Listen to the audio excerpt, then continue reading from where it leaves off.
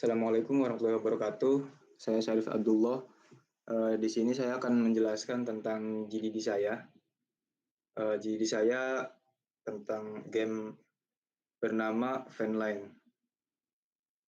Nah, game Vanline ini masuk kategori TPS, Third Person Shooter, yang mana fokusnya bukan hanya menembak cepat, namun ada sistem namanya Blood Economy System.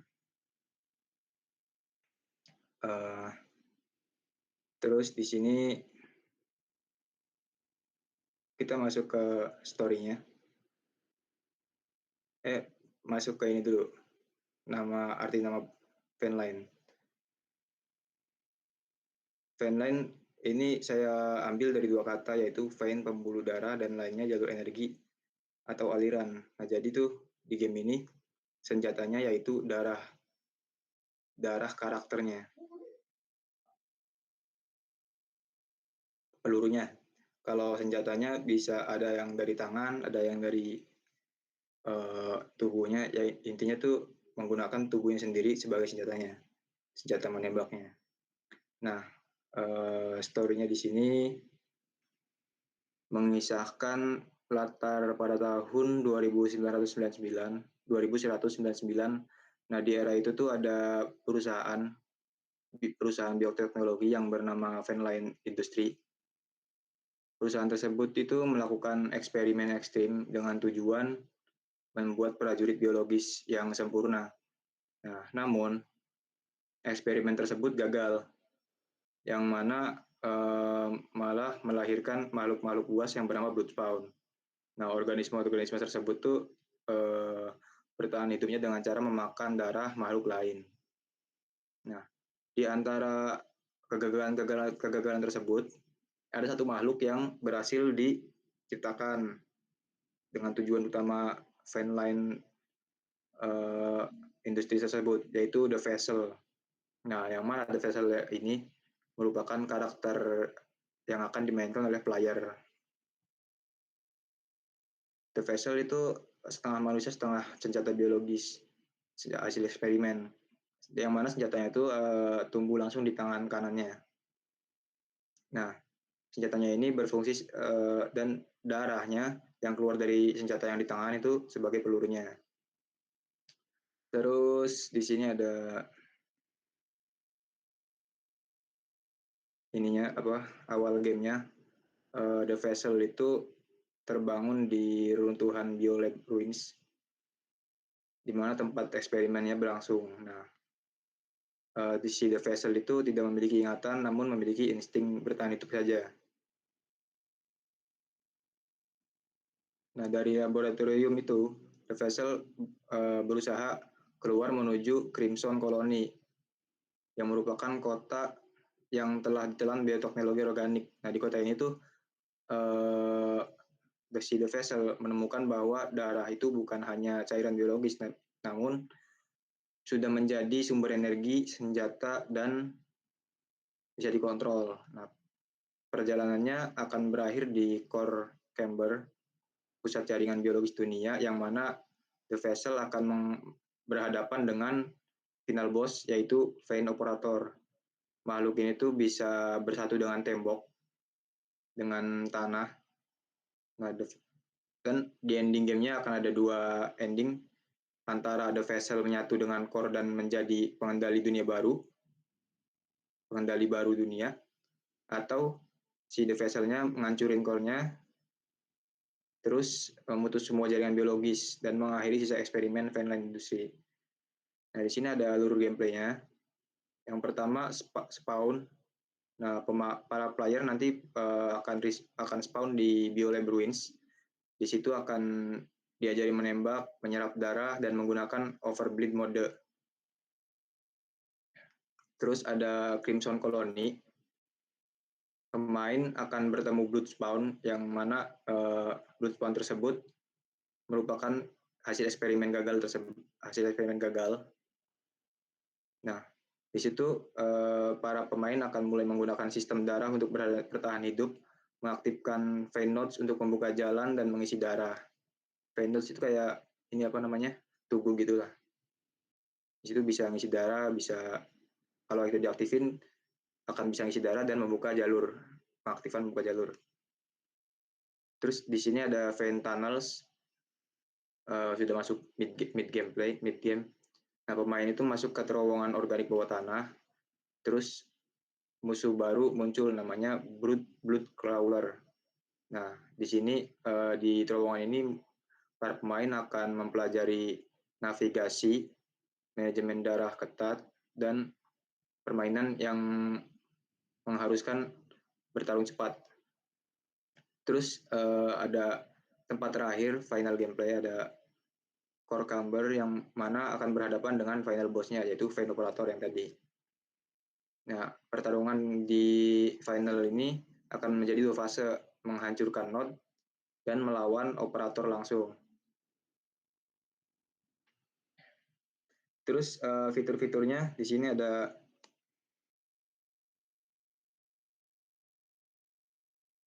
blood economy system, yang mana setiap pemain menembak itu akan mengurangi 5 HP, dan ada blood absorb, menghisap darah makhluk yang sudah dikalahkan akan menambah 20 HP.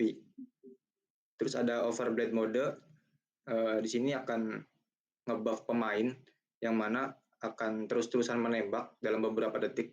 Nah itu, tapi dalam overblade mode ini setiap tembakan kan damage-nya menambah dan akan mengurang HP senilai 10, yang tadinya 5 kan, karena damage-nya nambah, jadi HP yang dikuras nambah juga. Jadi harus cepat menghisap darah makhluk yang telah dikalahkan. Terus ada dynamic feedback system, fiturnya itu membuat pemain merasakan kondisi tubuh karakter juga. Kalau layarnya mulai berdenyut, berarti artinya darahnya tinggal sedikit. Terus warnanya mudar, ada suara detak jantung juga agar pemain merasakan apa yang dirasakan karakternya. Terus ada bioorganic visual style, kayak tekstur basahnya, jaringan otot hidupnya, dinding berdenyut, terus pencahayaan lumen yang membuat dunia tampak organik gitu di gamenya. Nah, senjatanya sendiri bukan mesin, tapi bagian tubuh yang sudah saya jelaskan tadi. Terus di sini ada musuh dengan AI organik, yang mana musuhnya ada brute spawn yang ngejar-ngejar. Nanti si brute spawn ini bisa mencium bau darah pemainnya. Terus musuh juga lebih agresif saat darah pemain rendah. Terus ada weapon and ability, semua senjata namanya itu pulse carbine, hemogun, vein spike. Nah, kemampuannya ada overbleed mode, blood absorb, mutation modul. Terus ada 2 mode juga, blood hunt, bertahan hidup melawan gelombang blood spawn. Nah, di sini pemain akan melakukan solo player ya. Terus ada vein crush, yang mana 3 versus 3. Di sini cepat-cepatan menyentuh ke game akhir. Terus ada environment-nya juga, 3 area utama yang berbeda, BioLab Ruins yang tempat spawn, Crimson Colony, terowongan itu, terus ada Core Camber yaitu tempat final boss. Nah, apa yang dilakukan oleh pemain ketika di dalam gamenya?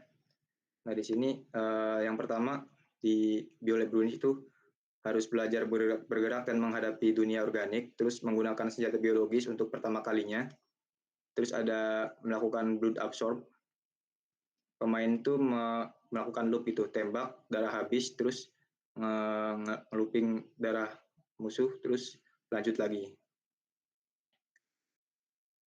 Terus harus menjalankan mini objektifnya, buka pintu organik dengan menembak inti sarafnya itu.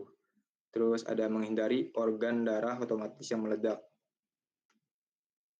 Yang stage kedua di Crimson Colony, pemain harus melawan gelombang musuh blood spawn. Nah, di sini musuh yang pertama itu agresif dan tidak terduga. Di sini pemain akan menjaga jarak dan darah saat bertarung.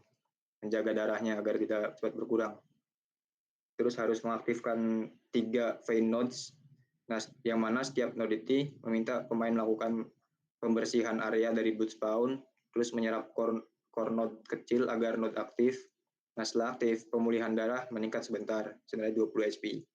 Terus harus mengatur sumber daya dengan bijak juga, tidak asal tembak, karena darahnya akan cepat habis juga. Selanjutnya menjelajahi kota darahnya, yang mana di terowongan ini akan mencari jalur yang aman untuk cepat ke tahap berikutnya. Terus di stage 3, vein tunnel, di sini pemain harus bertarung melawan Blood Crawler di ruang sempit ini sebelum ke finalnya. Di sini harus lebih hati-hati lagi menjaga darah. Terus pemain harus memecahkan puzzle mini biological circuit menghubungkan saluran darah agar pintu organik terbuka. Di puzzle ini juga pemain akan melatih intuisinya. Terus ada di finalnya, yang pertama menghancurkan core nodes-nya. Di sini ada 3 core node-nya. Yang kedua menghadapi vein operatornya. Nah, di sini saya ada referensi gambarnya seperti ini. Terus ini di ruangan terowongannya. Nah, di sini senjatanya bukan seperti ini ya, ini hanya referensi ruangan saja. Nah, ini karakternya. Yang akan dipakai pemain tuh yang hitam sebelah kiri. Yang ini. Nah, senjatanya yang ini. Darah keluar dari sini untuk menembak. Nah, para blood spawn ini yang akan bermunculan. Terus di akhir akan melawan bosnya, yaitu Vein Operator. Nah, itu. Mungkin itu saja yang sahabat saya sampaikan di sini dari GDD game fanline ini.